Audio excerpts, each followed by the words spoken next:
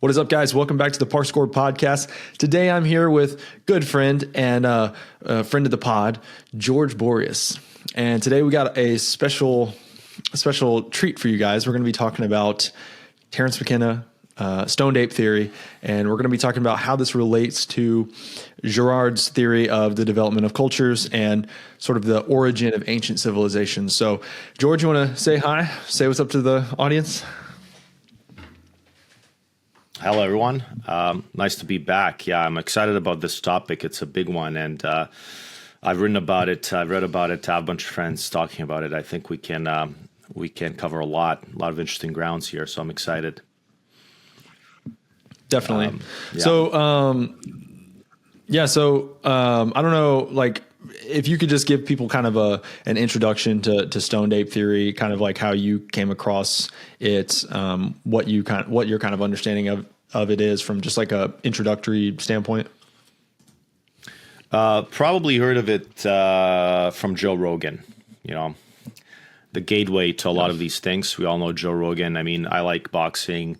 I've been listening to him for a while, and Joe Rogan likes fight sports, also likes hard drugs, right?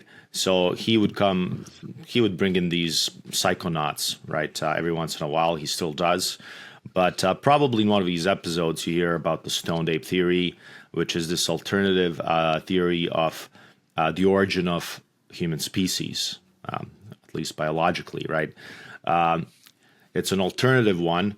Of course, psychonauts and recreational drug users love it because it makes them feel great about their hobbies.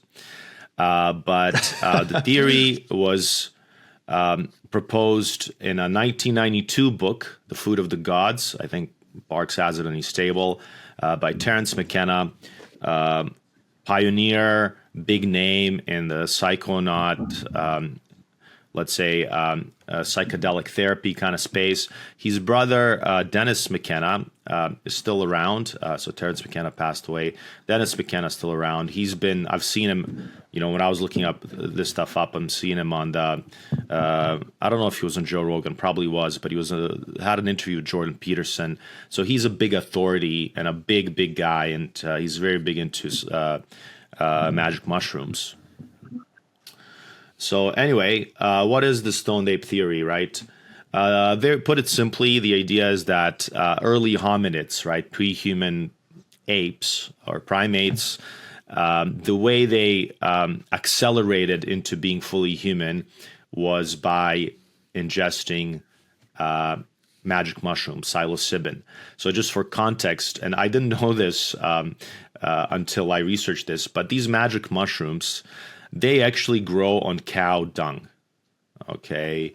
Yes. And my mom grew up on a farm. I remember asking my mom about it. She'd never done it. She's, in her neck of the woods back in Bosnia, they weren't really into that. But like the kids knew that these like things grow on cow shit, basically. And the point is, these magic mushrooms are very commonplace. Like you don't have to go to some special mountain to get them, right? So they grow. I don't know if they grow anywhere else. Maybe parks, but they definitely grow on the feces on the dung of cow or bovine species. So the stone ape theory would be that these early hominids were hunting bovine species, cow-like wild animals, cow-like game, following them around. They accidentally ingested these mushrooms, and these mushrooms open up their minds, evolve their minds. How? Well, there's 2 or 3 points that Terence McKenna brings up. One has something to do with increased visual acuity. Apparently, small doses of psilocybin make you more sensitive to maybe contrast or colors. So, they would be better hunters thanks to these mushrooms. Then there's the idea that the mushrooms increase libido, so sexuality. So these proto-humans that would ingest the mushrooms would be hornier, basically, and they would procreate faster and take over evolutionarily. And just in general, they would give you creativity. He probably drops these ideas that these mind-expanding drugs were the beginning of abstract thinking, of spirituality, and so on and so forth. And then he would also say something in a typical, I guess, modernist fashion, is how the way this stopped, this kind of freewheeling, free-spirited exploration of spirituality stopped, is that some priestly class inserted itself as gatekeepers, made us forget about, they don't like too much freedom. They want to control that. So they made us forget about, the origins of humanity and religion, and kind of covered it up with oppressive religious dogma. That's, I guess, the side point, but I cover the main, homogeneous, what's it called? Evolution, hominization idea. And just that at the end, we're going to criticize this theory, right, from Girard's perspective. I wrote an article about that, but this theory is generally not accepted even by mainstream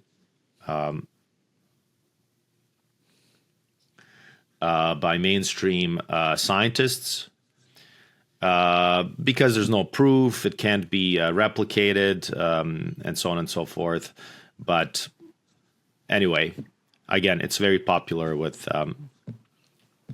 the community, right? With recreational drug community.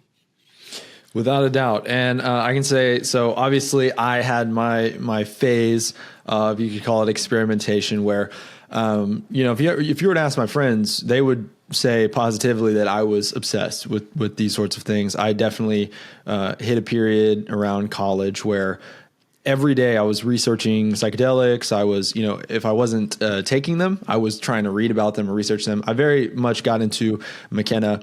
And so it's funny because, so you're absolutely correct. Joe Rogan types, and even myself at the time, the theory is very exciting for people who are proponents of psychedelics, because it sort of sets psychedelics, specifically magic mushrooms, as this sort of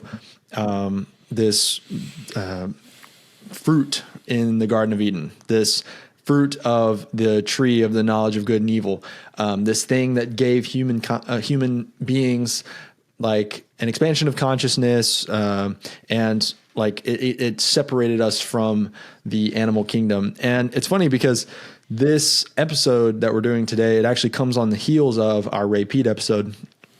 And as I was listening to McKenna, as I was brushing up for this episode, one thing that he sort of makes a big point of is that the role of nutrition in evolution is something that's still a little bit understudied. It's something that a lot of people don't tend to make the connection about. And he makes a lot of connections with our diet, and then also the development of our human cultures. And in Food of the Gods, he actually goes into quite a bit of depth about this.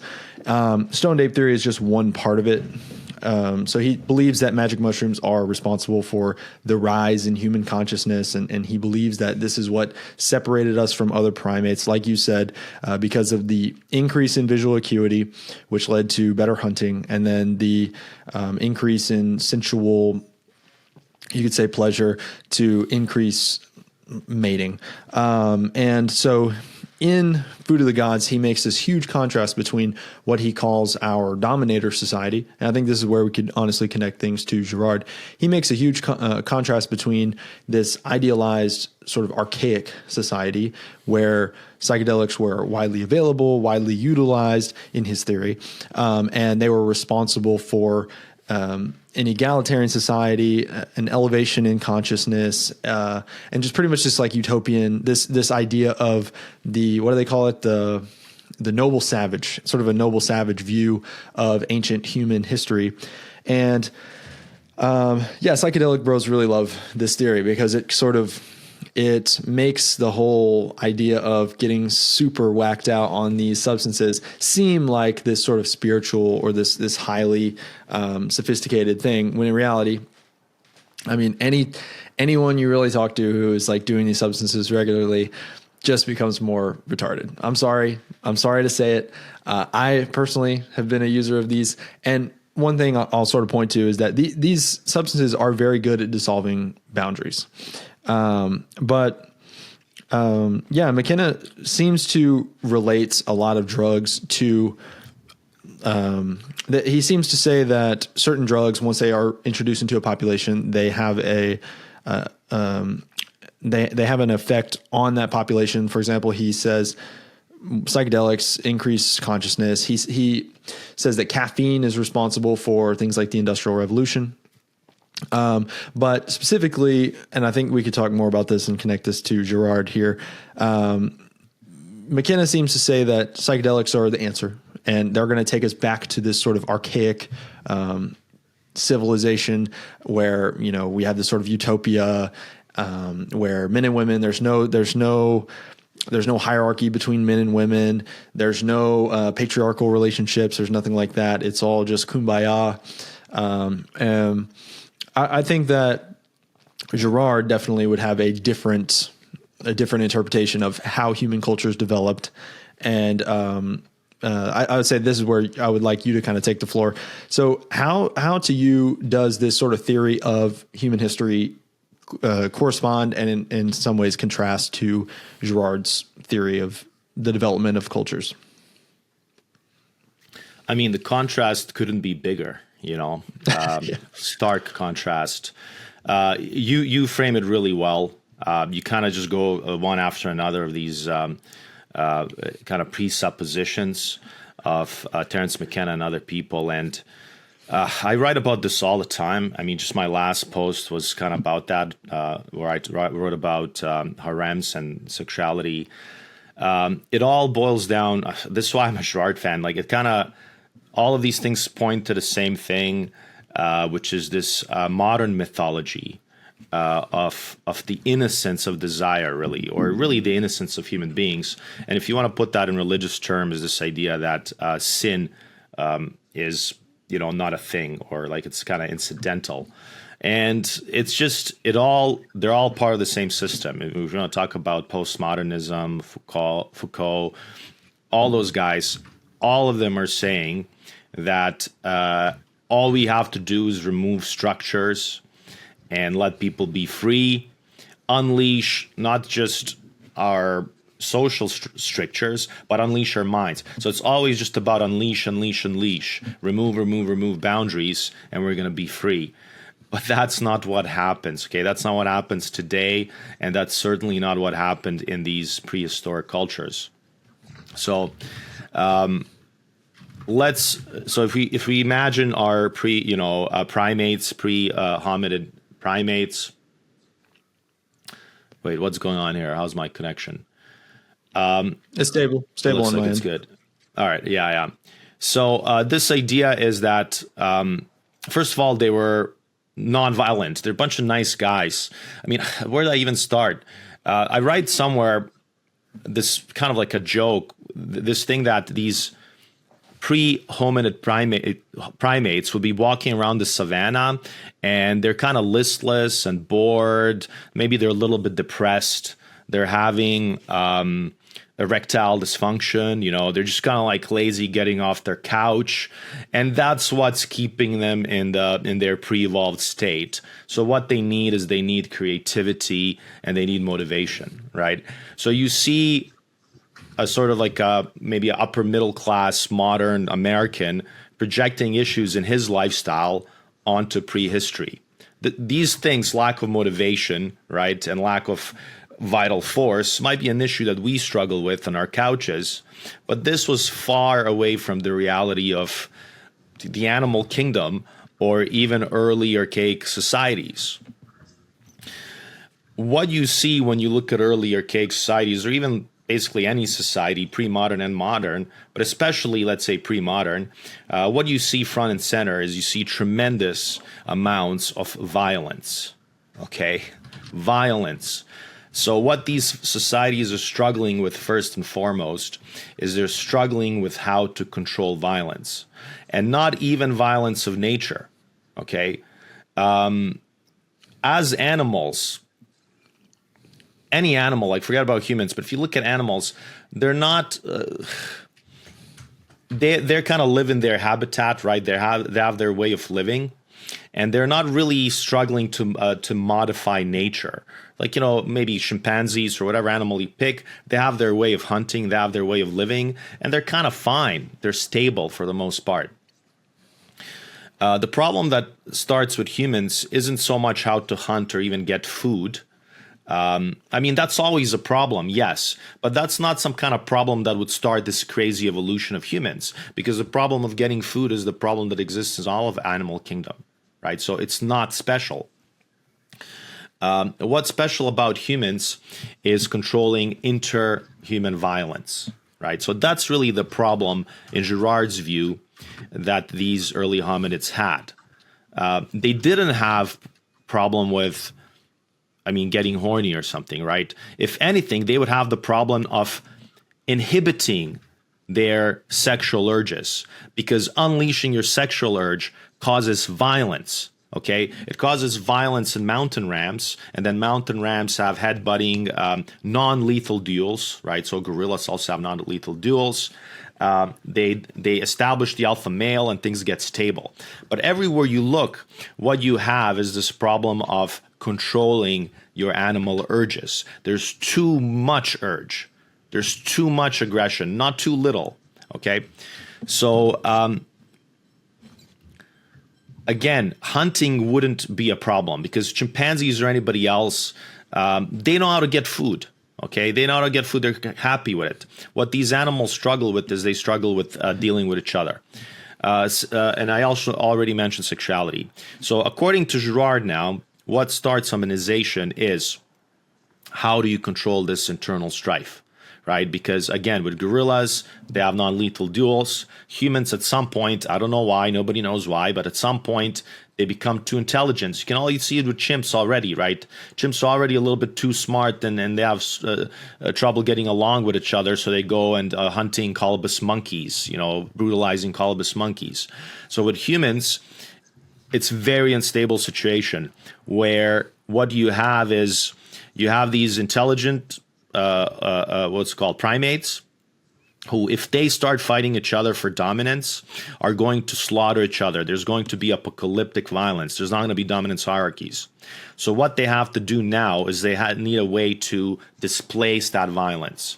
This, according to Girard, is how hunting starts. Okay. Now, lions hunt big game, but lions are far away from us in that evolutionary chain, right? Our evolutionary cousins, quote unquote, right? Chimpanzees, gorillas, they're not hunters, right? Gorillas don't hunt. They're whatever, herbivores, right? Chimpanzees, they eat, what do? They eat fruits and stuff. So actually hunting has become this unique thing. It wasn't something humans as animals did. It was, according to Girard, a way to displace violence. And what to Terence McKenna is the mushrooms, right? Magic mushroom, psilocybin. To Girard, that would be the sacrificial ritual. And sacrificial ritual, or proto-sacrificial ritual, really means displacing violence from your rivals to the outside of the community. Once you do that, let's say with hunting, which is a proto-sacrificial ritual, that's what gets people to, that's what creates that evolutionary leap, right? First of all, hunting. You gotta get good spatial knowledge. You gotta be able, geography, right? You have to know how to travel. You start building weapons. You start needing to coordinate when you're hunting a woolly mammoth, right? It's a big animal. You have to coordinate. You learn how to get along with each other, how to share. Very importantly, there's this idea of the sacred. And again, the idea of proto-sacred might not be a full-fledged religion, but the proto-sacred is this idea is that this is not to be touched, right? So you might have this proto-human animal might have an instinct to grab that piece of meat or to grab that female that next to him, right, the male, but the sense of sacred, the nascent sense of sacred says, no, that's out of bounds. Do not touch that, fear that. So this is the birth of that hominization, right? We will not grab the first female that's next to us. We're going to exchange her, you get the marriage and incest prohibitions. We're going to start hunting. We're not going to brutalize each other. You can also throw in neoteny there, the idea how human babies are too vulnerable for 9 months or even 12 years, and how you need this non-aggressive inner space, sacred space, that's going to allow that to happen. So to Girard, as an anthropologist, the motor of hominization is not drugs.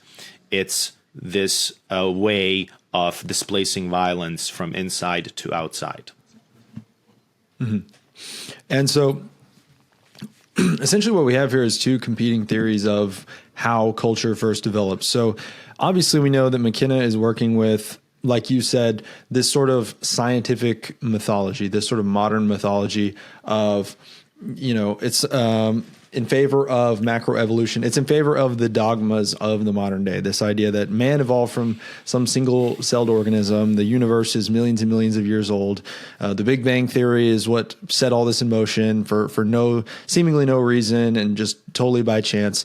Obviously, this is in stark contrast to the creation myth, which is something that obviously is part and parcel of Girard's theory, just because Girard's theory, his mimetic theory, is so intimately tied up with the biblical narrative. You could say that the biblical narrative is ultimately what led to the discovery on Girard's part of mimetic theory and this theory of the development of human cultures. But I kind of want to flesh out a little bit of where McKenna is coming from here, because I think it would help us to kind of compare it to where Girard is coming from. So obviously, like I said, McKenna is starting with this sort of this presupposition that the Big Bang is what started everything, and humans evolved from apes, and then apes evolved from something further back.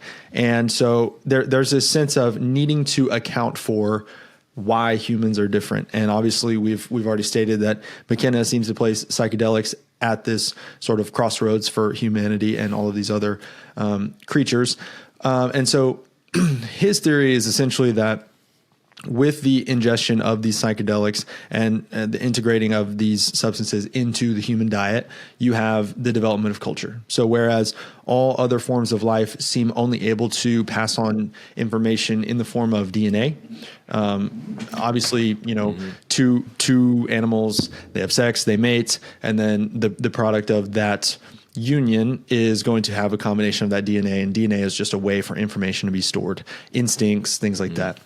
But in the stoned ape theory, the idea is that with this increase in consciousness, this increment in consciousness, human beings achieve this ability to think abstractly, and as a result of that, are able to symbolize. Like this is he attributes to psychedelics the invention of like language itself and symbolism and all these sorts of things. And with the advent of symbolism, with the advent of language, you have data being able to be stored outside of DNA. Obviously, if this is your theory of human evolution, this is obviously going to cause an exponential increase in the ability to share information, in the ability to learn, in the ability to develop. And so his idea of human cultures is that we sort of had this, he kind of looks at the story of the Garden of Eden as this sort of he sort of takes these stories symbolically and believes that what is being gestured at here in the Garden of Eden is this pre-modern state of humanity where we're essentially living in total harmony with nature, with each other. There's no hierarchies. There's nothing like that. And then all of a sudden, and I forget, I'm gonna butcher how exactly he explains this, but essentially, whereas from a Christian point of view, we would say that sin comes into the picture with the fall. McKenna, his theory obviously doesn't try to say that sin is this sort of natural state of fallen man, but he does try to account for evil in his worldview with this concept of the dominator society or the dominator urge. And it's odd because he seems to say that the fruit of the tree of the knowledge of good and evil is this psychedelic substance that gives people a heightened consciousness and dissolves these boundaries and all this sort of things. But also it's somehow responsible for the fall in some way.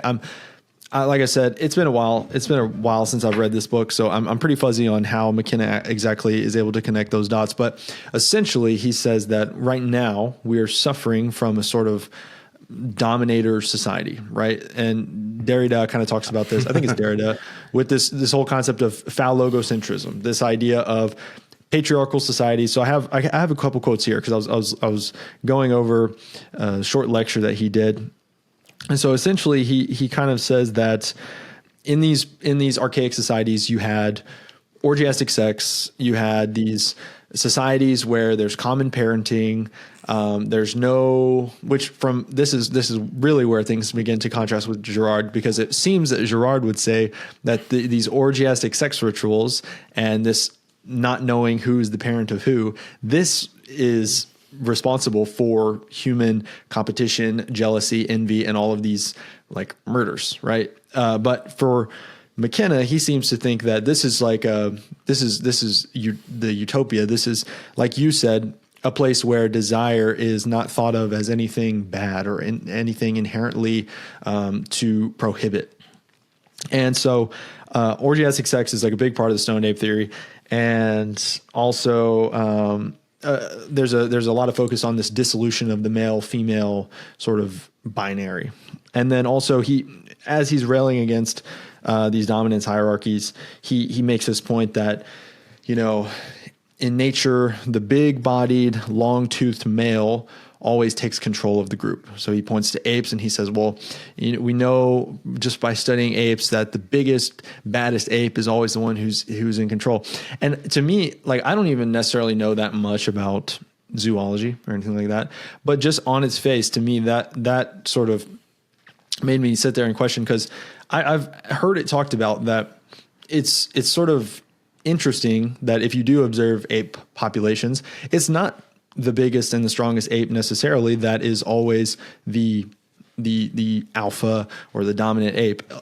Because obviously, if you have some ape that goes around and is bullying other apes, when his back is turned, he's going to be ganged up on by all these other apes, and he's going to be killed. And so in these so-called dominator societies of nature and stuff like this, like his theory even sort of seems to fall flat there, because it's not necessarily the most physically dominant or aggressive ape that is the dominator in this case, but it's the one who is able to, it's like in human society, it's like, it's not the most violent person necessarily who's going to be king, or it's not, or, is going to be elected president. It's going to be the person who the people at large deem, the most competent. Right.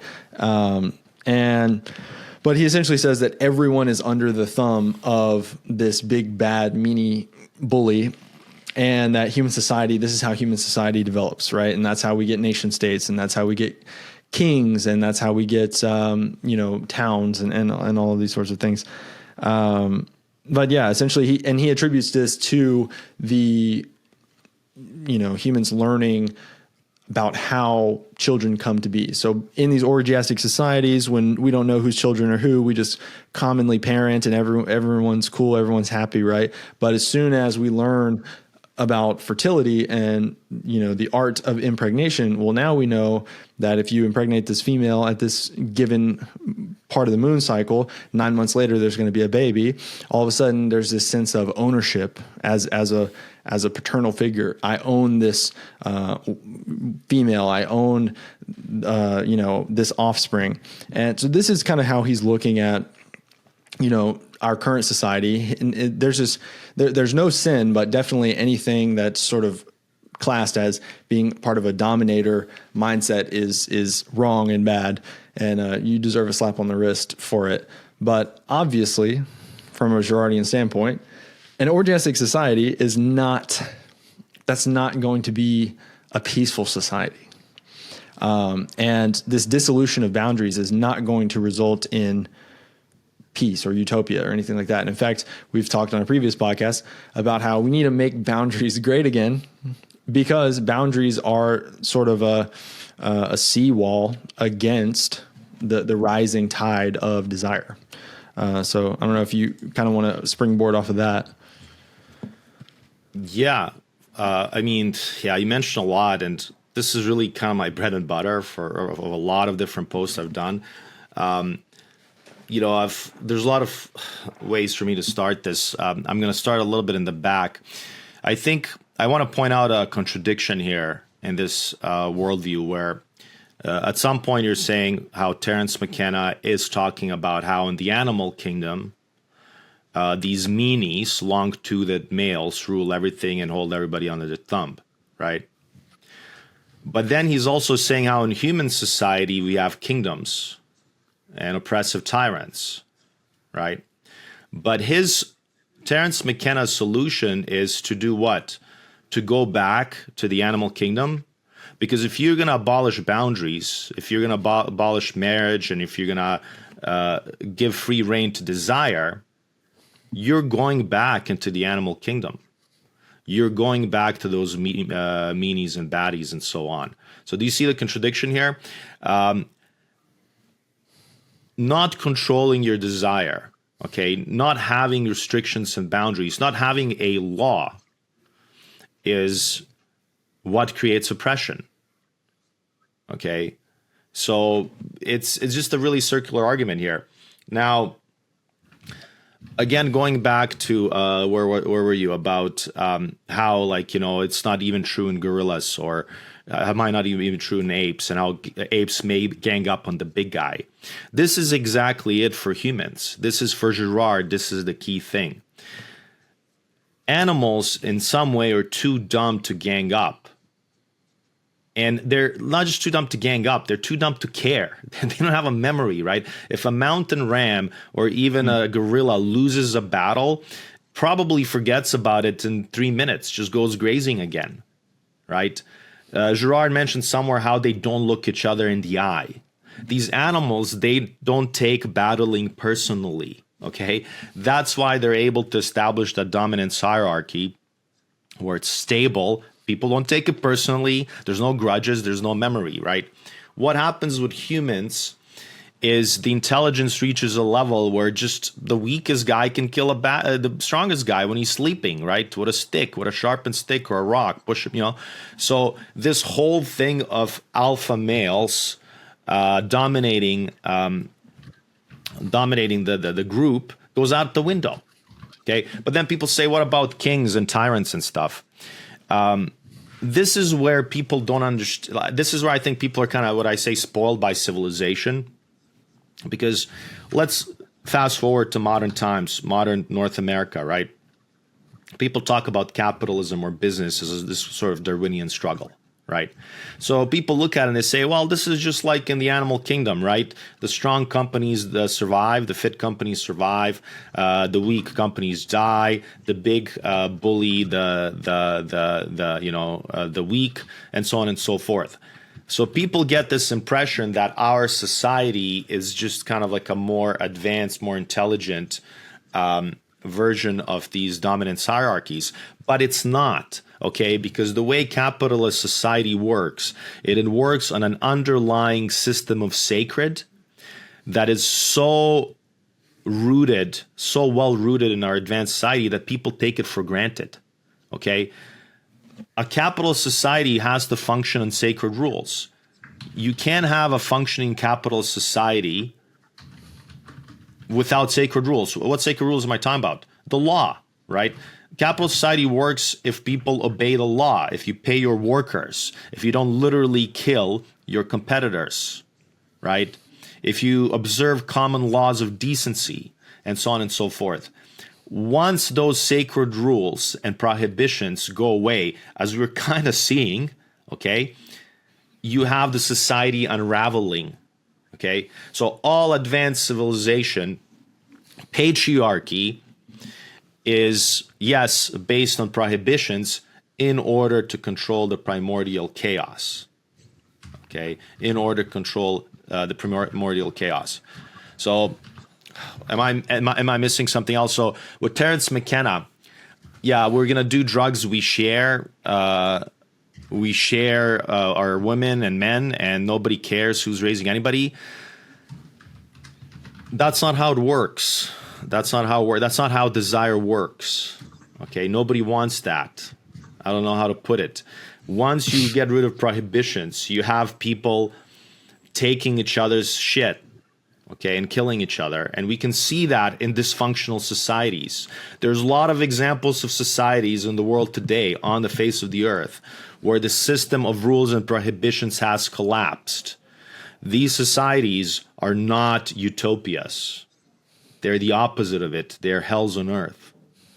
So it's first of all, it's absurd conceptually to think that getting rid of rules is going to lead to utopia. Second of all, the empirical evidence is so overwhelming that if you get rid of rules, you create chaos.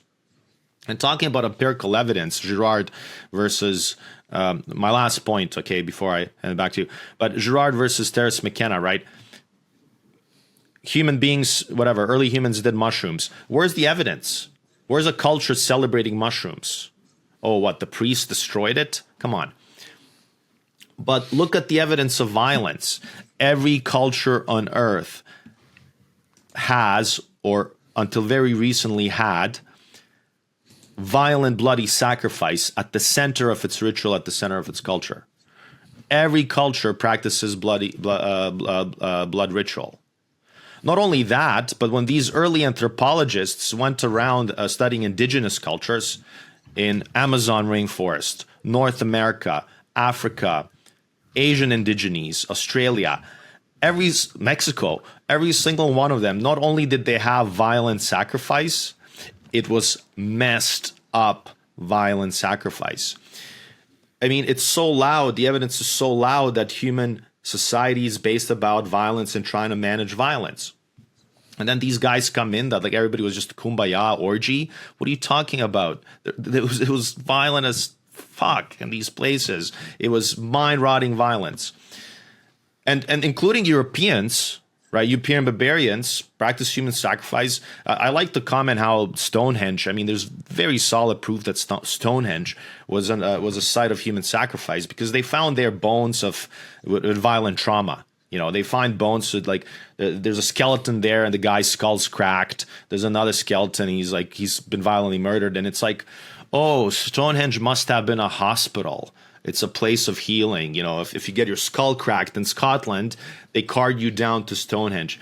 It's ridiculous, you know.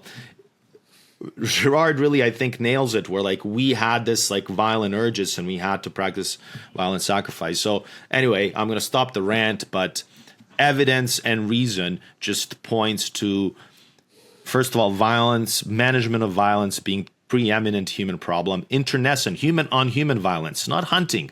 If you can figure out how to kill, if you can figure out how not to get killed by your peer, by your hyper intelligent peer, killing a much dumber animal isn't going to be the problem. Okay, all animals know how to hunt, get their food, but this problem of not getting killed by a human was the problem people need to manage. Without a doubt. And I think that human sacrifice is definitely where these two viewpoints seem to meet a crossroads. And I think you'll actually be interested to hear kind of where McKenna seems to. So I'll just jump straight into it. So obviously we know that for McKenna, he viewed these mushrooms as a channel to an increment in human consciousness. And he would often characterize the mushroom as something living. So he had a lot of theories about what the mushrooms were. He actually talked about them like they were some sort of alien species that is not part of like Earth. It comes from somewhere else. It's some sort of, who knows, some sort of alien substance. And so he would recommend people to do 5 grams of mushrooms in total silence and darkness, because that's when you really start to have these sort of breakthrough experiences on these heroic doses of mushrooms, which he also, in his book, Food of the Gods, he seems to laud the shaman as a sort of early ancient sort of hero. We talked earlier a little bit about the priestly class. There were sort of these individuals designated in the early societies who they were lauded as being able to really get the most out of these experiences, or they seemed able to take on higher doses and to communicate with, you could say, the entities or whatever phenomena were brought about by these experiences. And so we know that shamans were pretty integral to ancient human religion. We also know that human sacrifice is something that's pretty much ubiquitous across ancient human civilization and religions, especially. And so what's really interesting is that mushrooms in McKenna's context are lauded as this thing that makes people exceptionally peaceful. But if we look at it from a Girardian lens, Let's go ahead and take McKenna at his word and just grant him that, yes, psychedelics do dissolve boundaries. I mean, I can say firsthand, they do dissolve boundaries. This much is clear. They do. Yeah. And from a Girardian standpoint, we know that with a dissolution of boundaries comes just an increase in the proliferation of desire. And what happens when desire is proliferating at a heightened rate? Obviously, violence is also proliferated at a heightened rate. The population reaches what's called a mimetic crisis, and then sacrifice, a scapegoat, is needed, is necessary. And so obviously we see human sacrifice is sort of at the center of all of these human religions and also the development of human cultures. We know that Cain founds the first human city after killing his brother Abel. Romulus and Remus, obviously that's the myth of the founding of Rome. There are many examples of cultures that were founded after some sort of a human sacrifice. And so there's a lot that I'm trying to tie together here, but essentially you have there's this one case of, I forget what the exact tribe was. I think it was some Norse tribe or something. They would actually take mushrooms so that they could enter into this sort of berserker state and commit more violence and be more effective in war. Again, we'll grant McKenna that psychedelics do produce an increase in visual acuity, and this could aid in hunting, or you could even say war. You could even say battle. I one time tried to go deadlift at the gym on a low dose of mushrooms. I only ended up feeling quite depressed, but that's neither here nor there. Well, that's the thing. That's the thing, though. Like, you know, I'm not sure that getting stoned makes you more motivated to do anything. I'm not convinced. Definitely, and they say microdosing, but were these primitive societies sophisticated enough to microdose? You know what I mean? Right. Go ahead. Right, exactly, and that's another thing I was going to talk about too, is kind of how it dissolves ego and all of these sorts of things. But so obviously we know that McKenna sort of looked at these things as communicating something to him. Like a lot of times he would talk about talking to the mushroom. And on a future episode, I do hope to talk about psychedelic entities with you, George. But for the case of this episode, so if these mushrooms are communicating something to us, and we know that they're causing some sort of direct experience with something that is sort of sacred or transcendental, they're oftentimes utilized in ritual, and we know that human sacrifice is part and parcel of human ancient religions. To me, it's not at all a stretch to posit that demons are obviously what is sort of being communicated with on the other side of these experiences. And what's funny is that in ancient civilizations, in these archaic civilizations, human sacrifice was the result, right? You need to sacrifice as human beings so that the land will be fertile, that, Baal will bless you or Moloch will bless you or whatever. In McKenna's case, this is so funny. It's so funny how people play out all of these ancient religions just in a modern repackaging, and they have no idea, and they try to think of themselves as these highly sophisticated modern individuals. Because for McKenna, one of the things that he sort of pushed as a result of his conversations with these mushrooms, believe it or not, was human depopulation.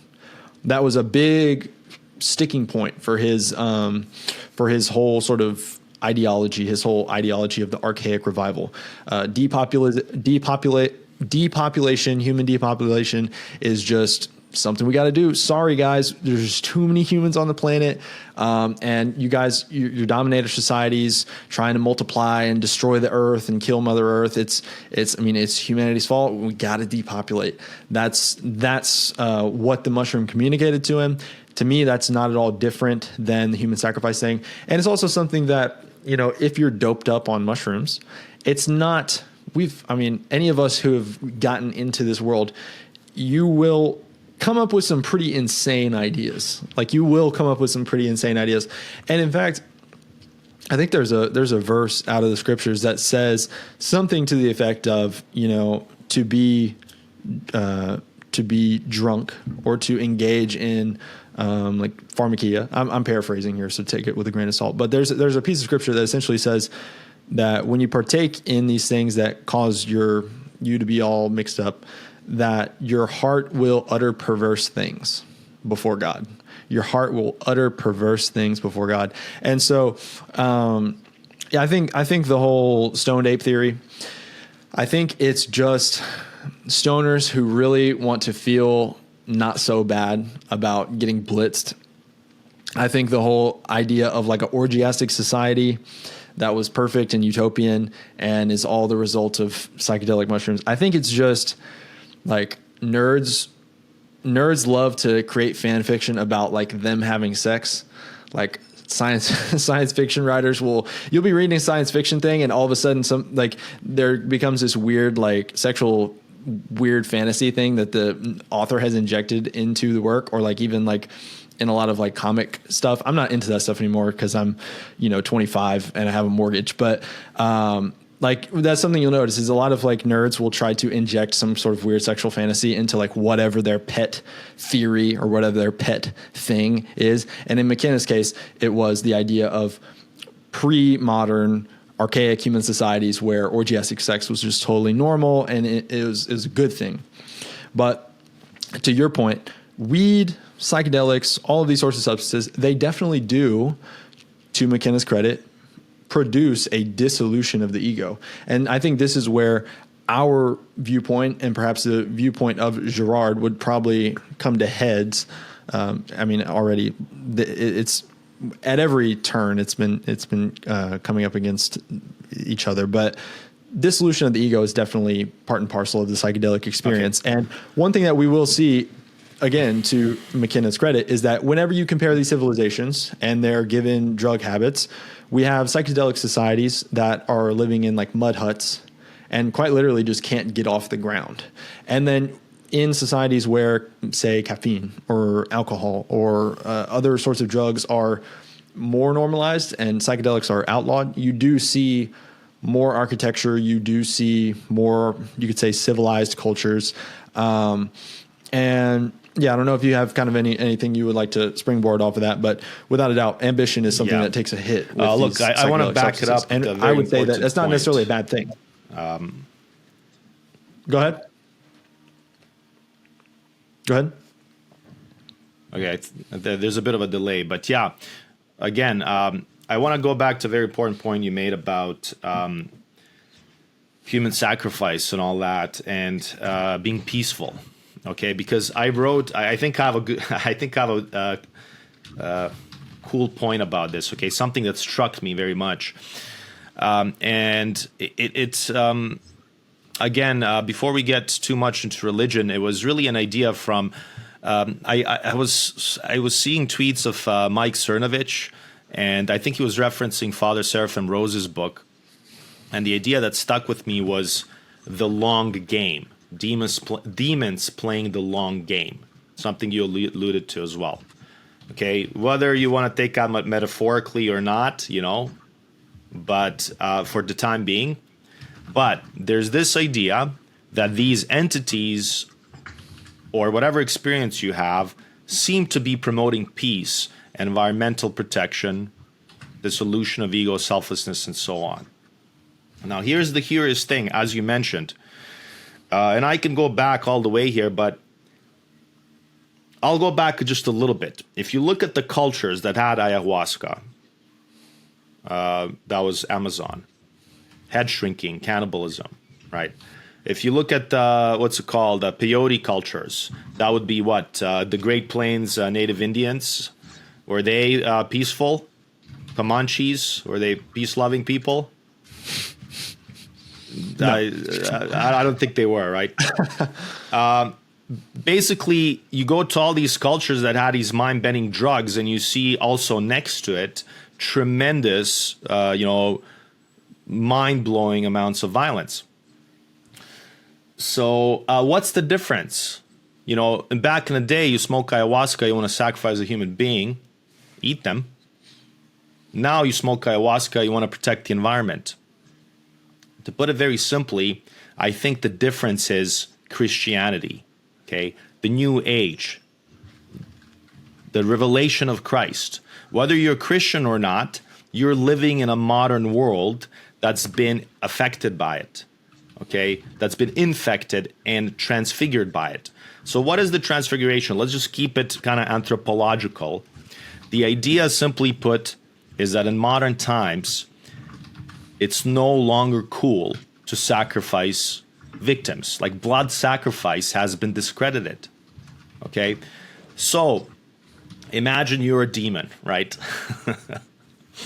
Back in the day, you can get into these people's minds and say, yeah, I need blood. Sacrifice an innocent for me, right? But now that Christ has been crucified and risen, you can't do that. It's not going to work. It's too much, right? So now you're trying to still destroy humanity, right? You're just trying to manipulate humanity.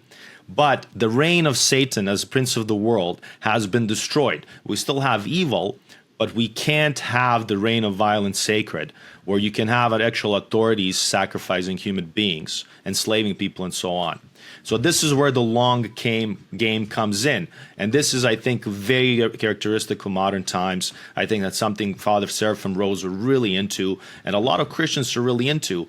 And again, it ties in all of this modernity, because it keeps telling you that Christianity is the first one who revealed that, power is violent, that power was based on violence sacred, Rome and whatever, right? Christ debunked that. But now that has been debunked, these demons, whatever, these nefarious forces are taking that argument and they're kind of flipping it on its head. They're saying like, oh yeah, all rules are bad. All government is violent. Let's destroy all boundaries, right? So they can't establish rules with violence anymore, because Christ has destroyed that. So now they're trying to create chaos by basically abolishing all the rules. So that's where you get this thing. It's like, yeah, just, be free. Yeah, everything is bad. All the rules are bad. Society is bad. Just do drugs, be happy, protect the environment, right?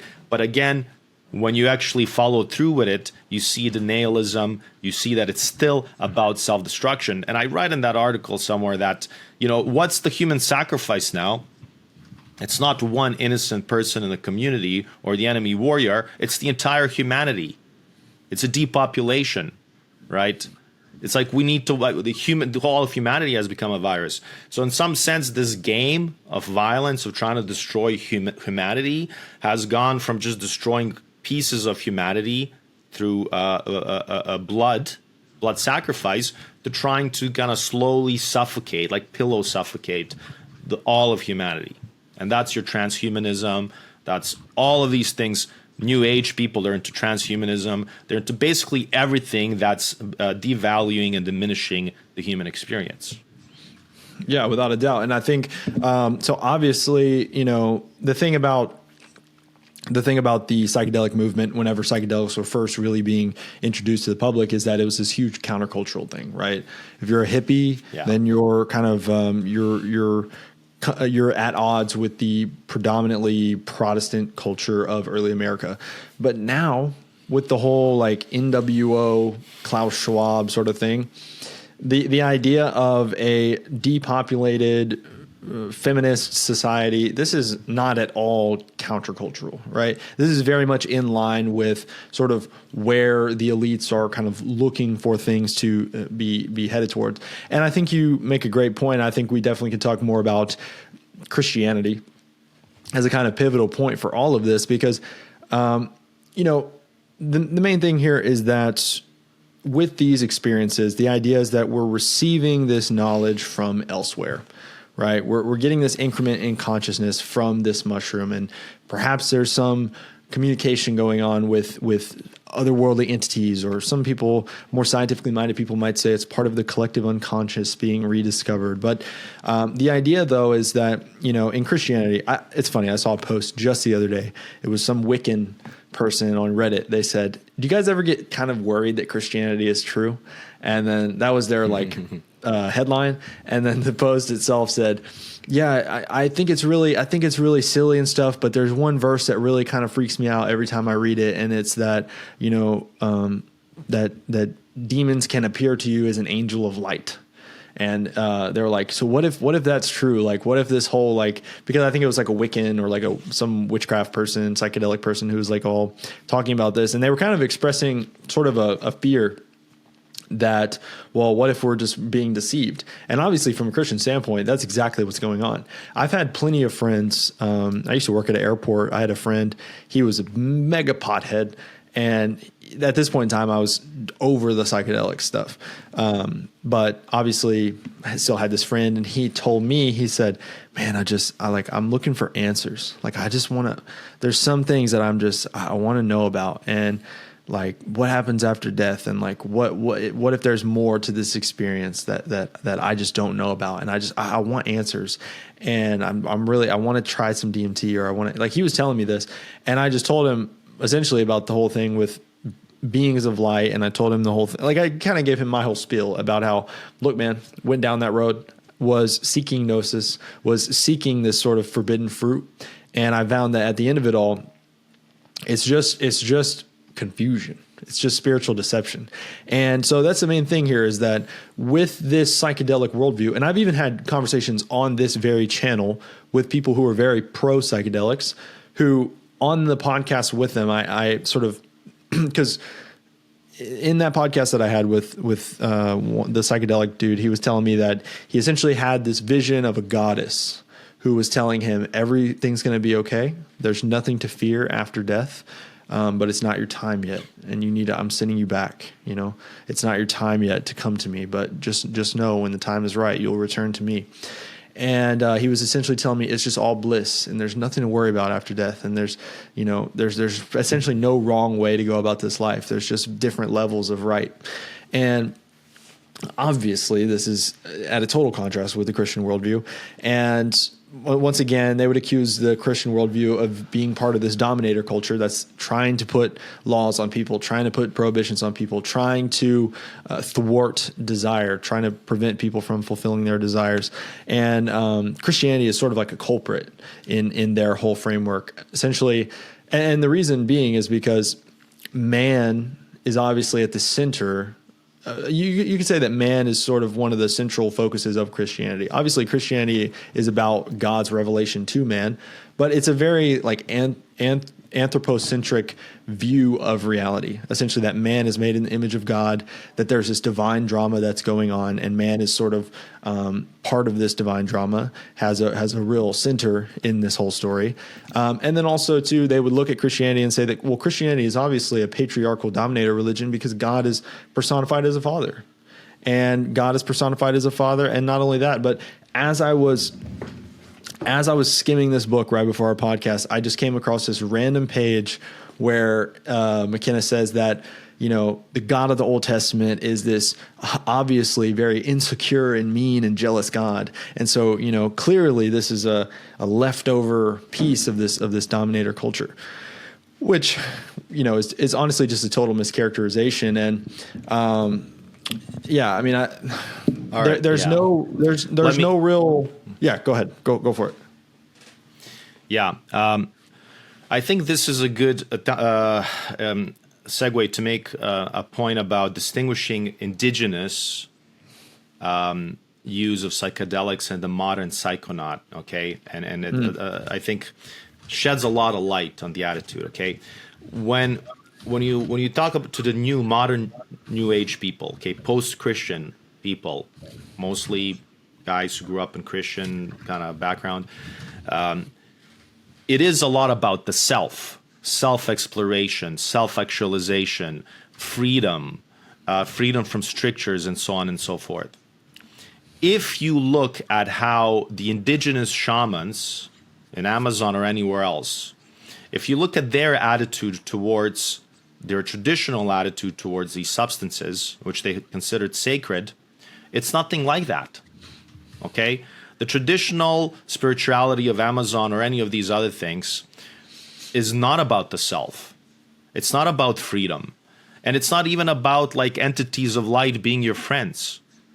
Okay? What you notice about these shamans is, to their credit, they understand they're dealing with very, very dangerous forces. Okay. And I write somewhere that, the Ronald Reaganite say no to drugs attitude, it's actually closer to indigenous attitude towards their own substances than the hippie, right? Because both Ronald Reagan and the shamans know that these things are extremely dangerous and they have to be treated very, very carefully. But it's the hippies and the new age people who are retarded. They're rushing, where angels fear to tread. So, I go to the point about how, people say paganism is demon worship. I think it's not exactly that, right? If you look at these quote unquote pagan indigenous cultures, okay, and everybody used to be pagan at some point, okay? Right. I'm not being racist here. But if you look at it, these people, okay, they think of gods, they believe in violence sacred. They don't think God is the Father, gentle, blah, blah, blah, love. They think that divine forces and spirits are dangerous, okay, and violent. That doesn't mean they love it, but they might just seek protection, okay? They're thinking, the shaman is thinking like gods are violent, they want blood. I want to protect me and my family, so I will offer the blood of the goat to the gods, so they leave me alone. That's kind of like you see reflections of that in the Old Testament too, right? The Passover. Here's the blood of the lamb, spare my family. But anyways, when you look at the shamans dealing with the entities, I'm thinking ayahuasca rituals, they don't think it's their friends. They think it's very dangerous. You need a shaman to kind of deal with them somehow, propitiate them with some blood. Yes, you might get some benefits, but you got to be really careful. Okay? So I'm kind of cooler with these indigenous people, despite, the head shrinking and all that, but at least they're in some way pious, okay? Whereas with the New Age thing, the big danger, it's a completely new thing, okay? And what it is, and a lot of people say that, I think the central word to actually look at here is the idea of repentance. Repentance, okay? So according to Christianity, man is sinful, God is pure. Man can't approach, you can't be buddy-buddy with God and angels. Not because they're mean and violent, it's because you are not kind of ready for it yet. You know what I mean? That's why in the Bible, every time you have an encounter with an angel, the person's terrified. I don't want to do cases. Abraham, John the Baptist's dad, right, sees an angel in the tabernacle and goes deaf. So every time you see an angel or godly presence, you fall on the ground, you're kind of terrified because you feel a great vertical distance between you, a sinner, and God who's pure.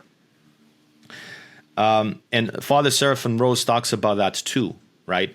To distinguish between dangerous spirituality or, let's say, satanic spirituality and Christian one is you have to ask yourself, does that spirituality read through repentance? Okay, so according to Christians, to reach a higher state, first and foremost, you got to repent. Okay, you got to clear yourself, you got to confess your sins. But all of these New Age things that don't involve confessing sins, where like these entities are telling you everything is going to be great, they're revealing esoteric knowledge to you, they're telling you you can be like God, but they don't tell you why you're not like God already, which is you are a sinner. That's all bad, right? That's all self. So really, with Terence McKenna, I think if you're kind of like, I don't know, you've been there. I've done a little bit too, right? But like, if you meet these entities, if you kind of have, all you have to do is kind of probably mention the idea of repentance or mention the name of Jesus Christ or something, and see how these friendly entities react to that. Because these friendly entities, what you notice, whether it's Jung or whoever else, they'll talk about everything. They will never talk about repentance and the need for humility. They're always inflating your sense of self. So I just wanted to throw that out there as a sort of distinction, right? Definitely. No, definitely. And yeah, you make a good point. I think we could definitely dive into this more on an episode about these entities in particular. I would very much like to kind of get into those weeds. But yeah, so the main thing is, if you've ever kind of looked into trip reports. So I myself have never encountered any sort of entities. Thank God. But, if you look into these sort of reports, something that's very much a point of interest is a lot of times when the name of Christ is invoked during these experiences, there's a handful of responses, but they're all pretty typical, which is either they brush it off and the entities, they try to change the subject, or they're hostile, or they try to sort of make a case that like this sort of Hindu idea of like, oh, well, Christ is just one of many transcendent beings. And actually, because the whole idea with Hinduism is that like you are God, just experiencing themselves through one, sort of subjective manifestation. But these psychedelic entities, and I've had multiple conversations with friends of mine who have taken these psychedelic substances, and it seems that always there's a common theme, which is a dissolution of any sort of like ego, a dissolution of any sort of ambition, and also just a sort of a moral relativism, like, oh, it's just subjective, man. It's all up for interpretation. Oh, everyone's kind of on their own path, I don't want to judge, like all this stuff. And it's kind of, yeah, I'm not entirely sure where to go from that point, other than to say that I'm quite thankful that I hung on to my egotism throughout all of my experimentation, because I feel like the ego is there for a reason. The Terrence McKennas of the world, they seem to demonize things like ego or things like structure or things like boundaries. But tell me this. So from a Girardian perspective, where does ego kind of come into play? Because it would seem that Girard would not want to demonize ego, but also ego is without a doubt a source of a lot of these sort of ambitious pursuits that can lend themselves to violence and lend themselves to mimetic crises. Yeah, I want to throw in something about ego too. I see your conundrum, and I see it too, and I try to think about that. And I have had ego dissolution experiences on lighter drugs, okay? So I kind of know what it means. I think we got to dig deeper into that. First of all, yeah, ego or pride is the root of all sin, something like that in Christianity, right? So it is a problem, and there is virtue in selflessness. But you can tell me I kind of made this comment, but I think that in a way, this whole ego is dissolution business makes the ego bounce back with a vengeance. Okay, so what are we saying here? Okay, so you get really high, you experience oceanic limitlessness, you don't have an ego, you're at one with the universe. Okay, then you come back. Your friends ask you, how did it go? And you say, well, I just became at one with the universe. I, touched the mind of God. This life is kind of petty for me.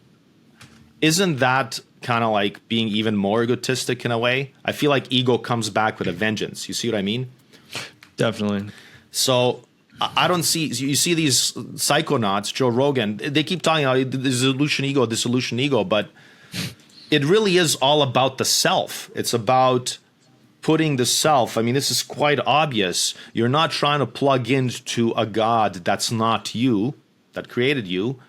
You are trying to just place self in place of God. So yes, my ego is dissolved. Where did it go? Well, now I'm the whole world. I'm the whole universe. Okay. So now your ego is bigger than, bigger than anything I can imagine. Your ego is literally the whole of the universe.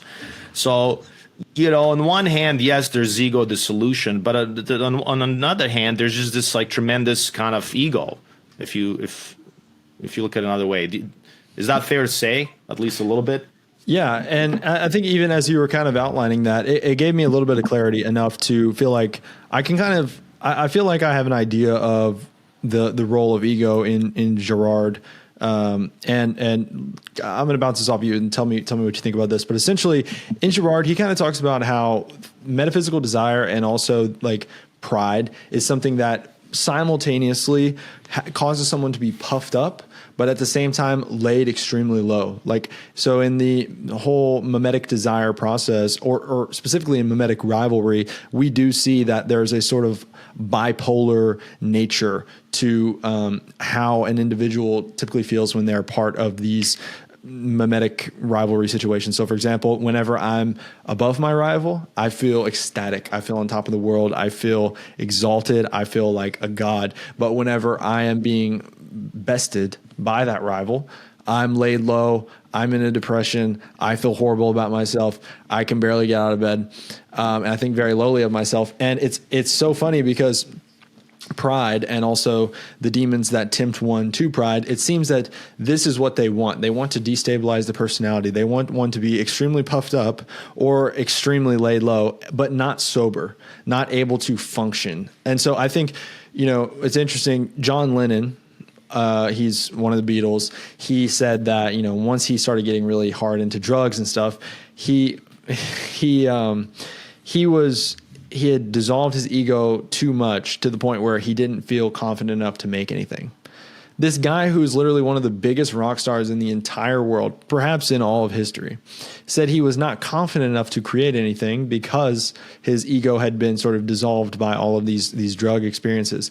Now, you have the complete flip side of that. You have rock stars who are just so driven by ego that they want to, they feel like they are completely defined by the success or failure of their music, and they have to go out and make these hits. And they end up making crazy hits. Like, I think Kurt Cobain was somebody who definitely was tempted by his his ego. That's what caused him to go and write the music that he did. But I think from a Girardian standpoint, the role of ego is, it's not something to be dissolved necessarily. It is something that allows one to be differentiated in their roles, and it tells one what roles and what lanes they're sort of best suited to. But then the problem becomes when that ego becomes inflamed or when it becomes puffed up. So for example, like, ego might cause me to want to go and be a good father, or a good role player in my company, or a good son. Like, those things are, you could say, egotistical pursuits. And yet they're also sort of a selfless pursuit. I don't think that ego is something that necessarily is always selfish. I think it's, in the case of pride, can be puffed up, and it also is something that can be laid low. And again, Girard seems to outline this pretty expertly. But yeah, and so, go ahead. Yeah, I think you gave a good definition of Girard's idea of ego and mimetic desire. I think, we might be, the word, what does it mean? What does ego mean? And pride versus, sense of self is definitely an important thing. And this is where, again, Christianity and monism differ, right? Because I'm thinking of Chesterton, who has this idea of God who creates you as distinct from himself, and a universe where each person is distinct. And that's good, right? And that's what creates that humility, right? By understanding that I'm entirely just me, that I'm kind of limited, I understand that I'm not God.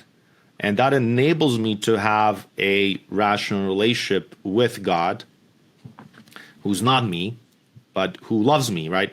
And by extension, with everybody else, right? But then you get to this monist thing where there is no clear cutoff between you and God. So now, like, you don't have an ego, but you also do have a tremendous ego, right? And this is where we can get to the forbidden fruit, which was mentioned earlier. Right. I think I'm trying to articulate it well, but that story Girard doesn't, it does jive with René Girard, because what do you have? You have a human being created by God that desires. Okay, so desire is there, and desire can be sort of oriented well to be a father and so on. which is kind of selfless, or it's just there's many ways to orient our desires the right way. But desire can also be obsession with the other, okay, mimetic. Obsession with the other is like when you look at another person and you say, I don't have a fullness of being, but that person does. So I want what they have. Now, when it comes to God, it is true that God has a fullness of being, right? And you don't, but there's a way to do it the nice way, right? But once you say, I don't have the fullness of being, God does, that's not fair, I want to be like God, you eat the forbidden fruit, and that self, that destructive self gets in, because that's demon, that's Satan, he did it first, right? He wanted to be like God, and then he can't because whatever, it's ridiculous. Let's not go too deep into theology, but this idea of desire and ego, when you want to take the place of your rival, and then you want to destroy your rival, and then you obsessing with your rival, to Girard, Satan is the ultimate archetype of rival. He is the adversary, the accuser, right? And the slanderer. So when you want to be like the other, ultimately when you want to be like God, that's also how you have a huge ego, right? So Girard writes somewhere the ego-centeredness and altero-centeredness is one and the same thing. The more you obsess with others, the more you obsess with self. Kurt Cobain, right? He has an ego. He wants to create successful music. That must be because in his head, he's trying to outdo maybe John Lennon or maybe his other idol, right? Mm-hmm. So competition and strife. And when you get to the psychedelic movement, you have, again, that thing kind of taken to some kind of apocalyptic extreme, where we, again, want to be, and Father Seraphim Rose writes this, I think, word for word, is you have that same thing as in Garden of Eden, right? We don't want to reach communion with God through repentance as created beings. We want ourself to be God's. We want our mind to become at one with the universe. It's like you want to be the universe. It's very much, you dissolve the ego just so your ego can become the entire universe. So I'm not buying the ego thing. And I also have a little bit of it. I smoke some weed. I feel like, wow, like the world makes sense. I'm nothing. I'm so humble. But, then next morning, you're just a prick. You're just full of yourself. Nobody cares what happened to you. Nobody cares that you saw flowers talking. You know what I mean? You just got to get along with other human beings, right? You're not the universe. You're just George.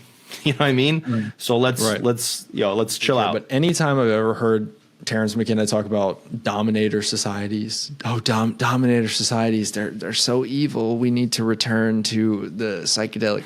I'm just like, dude, you are, those guys that are just clearly like, they don't like the jock, not because the jock is an asshole, but just because they feel threatened. Like they feel threatened by masculinity. They feel threatened by anything that kind of strikes as, masculine. I truly, and that's my psychoanalysis of Terrence McKenna. Perhaps it's uncharitable. That's always how it's kind of stricken me. He does not strike me as a dude who's like, I don't know, like ever like skinned a deer or anything like that. But that's just me. But yeah, no, I just the whole I don't really understand the psychedelic thing. I think it's definitely, you're letting your guard down. And I do not think that human beings achieved consciousness via the ingestion of mushrooms. Like, I do actually believe that human beings were made, not evolved from apes, but that we were made fully human, and that we were made in the image of God, and that consciousness is, like, I would say in part that's part of the image of God in us. And it's not consciousness, I don't think, is something that came from a mushroom, is all that I mean to say. Because I think that in a way, this is very much a viewpoint that kind of seems to degrade humanity. And Yeah, I don't know. Maybe I'm like totally getting off on a tangent and then just like, no, it's no. I mean, I was gonna touch that point before.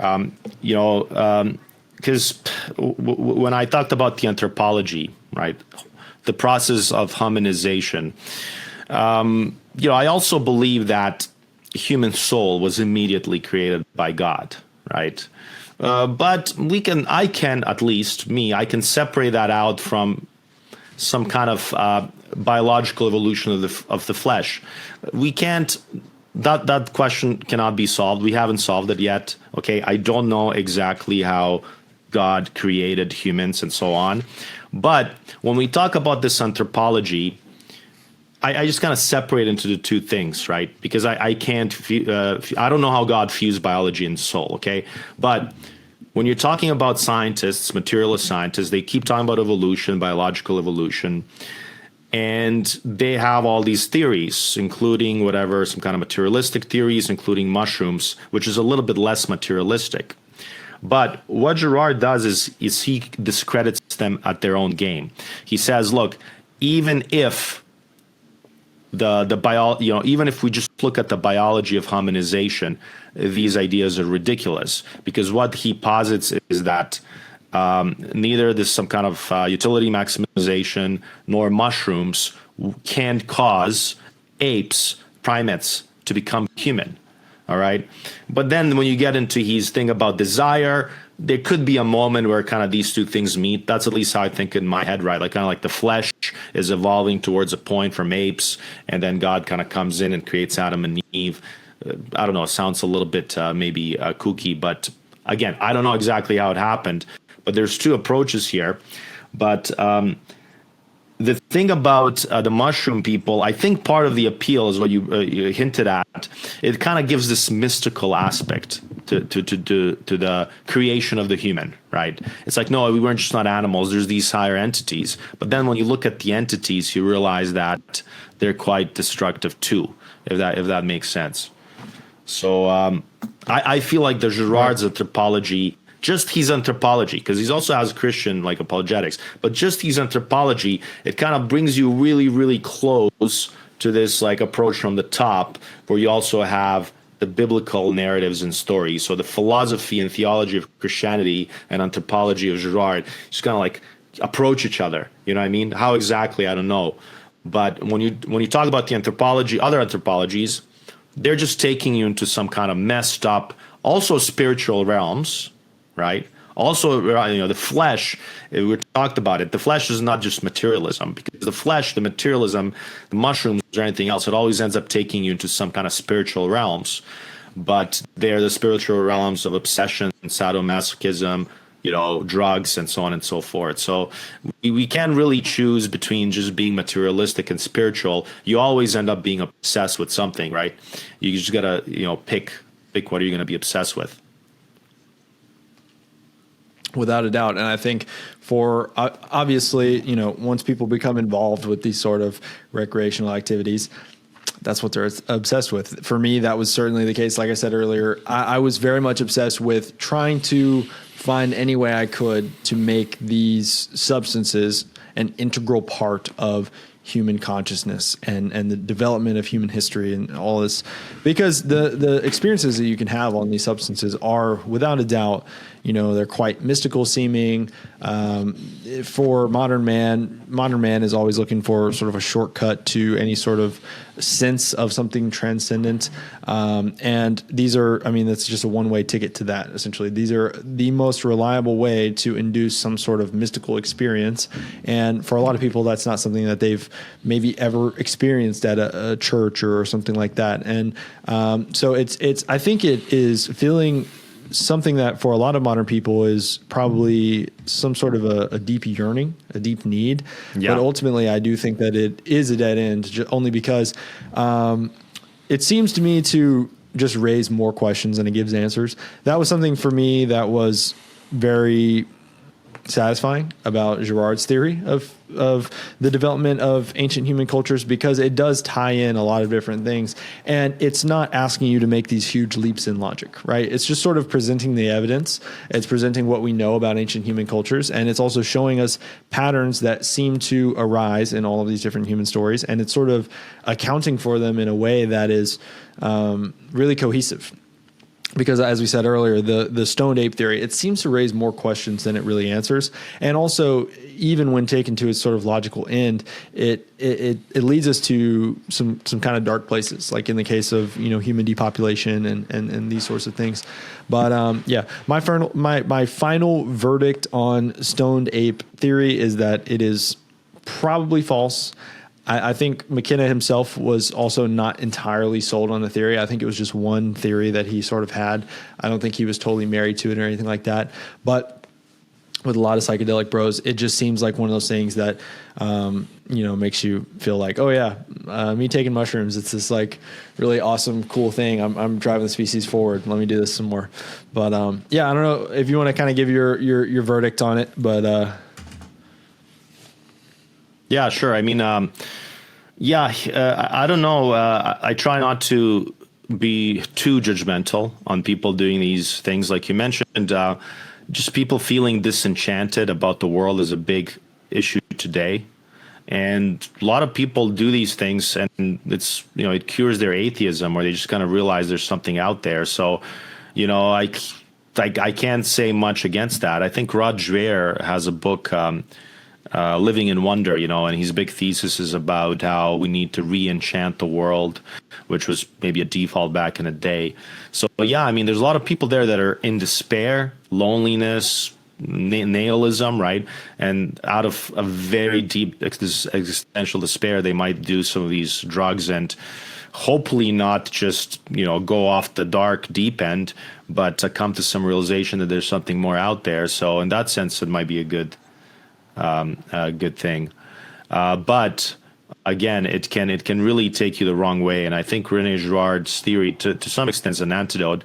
I think it's kind of what I like to say, maybe René Girard's theory is not the whole truth. A lot of times, again, like, I don't know, it doesn't explain everything. There's always that wonder. There's always that unanswered question, right? And René Girard's theory is not going to answer that to us completely. But when you compare it to these other theories that are assaulting us, sort of, and that don't sound true, René Girard's theory, I think, is a very good antidote to that, and it sets a lot of things straight, and it kind of does give you an impression of human beings that align with Christian spirituality, Christian theology, and just, I guess, traditional understanding of humans. It teaches you, that it makes you understand why prohibitions are important, right? It makes you understand why every single culture was afraid of unhinged passions. Modern philosophies do not make you understand that. They tell you that all the traditional cultures were stupid, right? So there's a lot of value in it, in René Girard's theories, though, of course, they don't just explain to you how God created the universe and the humans in it, right? That remains a mystery, right? Definitely. Well, George, thank you for this episode. And guys, if you haven't, go check out George's Substack. He's a great writer.